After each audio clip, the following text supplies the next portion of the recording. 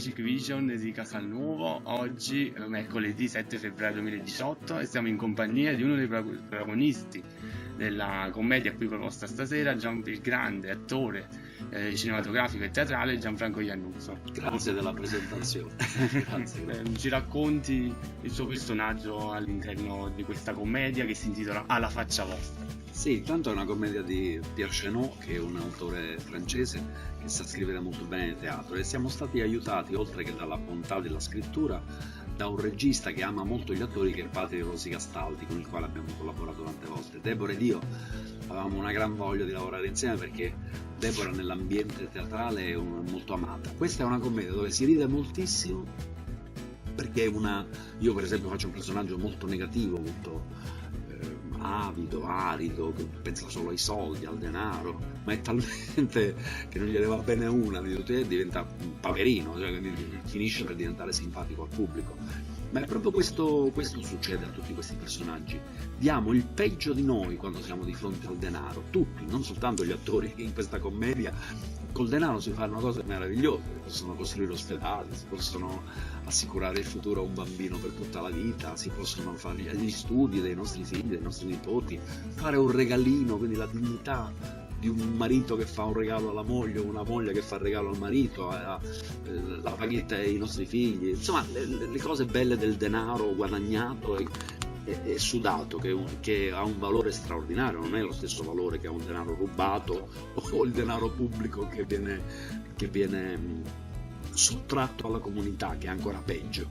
In questa commedia ridiamo, scherziamo, ma alla fine c'è i personaggi come a dire: ma io mica sono questa roba qua dal punto di vista umano. Io quando ero bambino, ragazzo, volevo cambiare il mondo, sognavo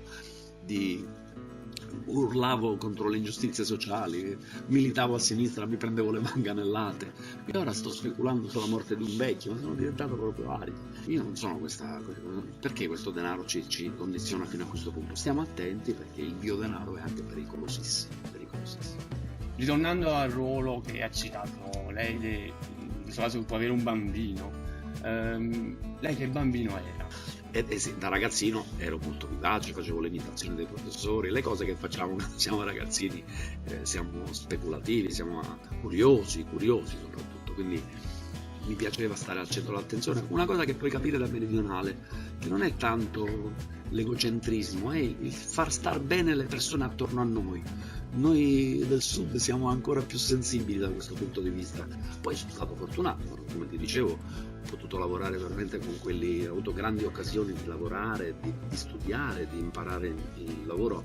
Invece, quanto riguarda il suo ruolo all'interno della televisione, è partito all'inizio degli anni '80 collaborando con Antonio Farqui, all'inizio dei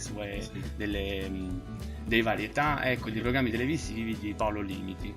Però poi negli ultimi anni, insomma, non si è più visto in TV.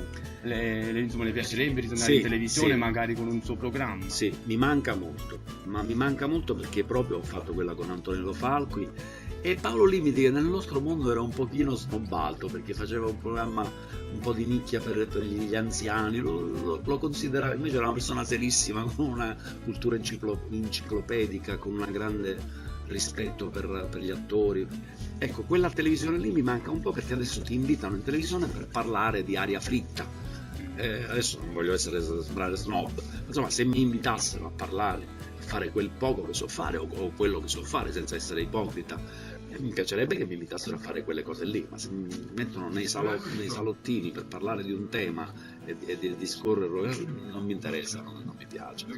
Quindi questo spettacolo teatrale in quali altri teatri d'Italia si terrà? Adesso stiamo in Campania ancora per qualche giorno, perché abbiamo fatto Salerno la scorsa settimana al Teatro delle Arti, e poi andiamo a Pompei per 3 giorni, poi andiamo in Sicilia per una quindicina di giorni, Catania, Agrigento, siamo stati già a Palermo ma ritorniamo in Sicilia, poi facciamo Roma per 15 giorni al Teatro Quirino di Roma. Questo spettacolo è una produzione del Teatro Quirino, quindi...